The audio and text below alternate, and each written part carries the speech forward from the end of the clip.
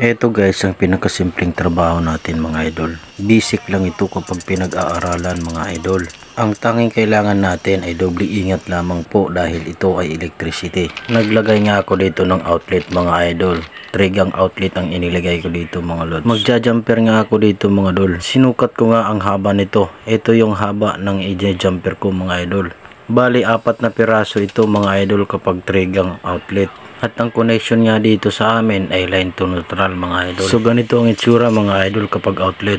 Tapos ibabalik na natin to. Ito yung magiging tsura niya mga idol. At dahil nga tapos na nga ako dito mga idol ay meron pang isang outlet. At the same pa rin dito mga idol ang process dito mga lods. 4 na jumper at saka live at neutral. At ito na nga tayo mga idol. Kung titingnan mo mga idol, malilito ka talaga kapag ganito mga idol. Dapat step by step mo.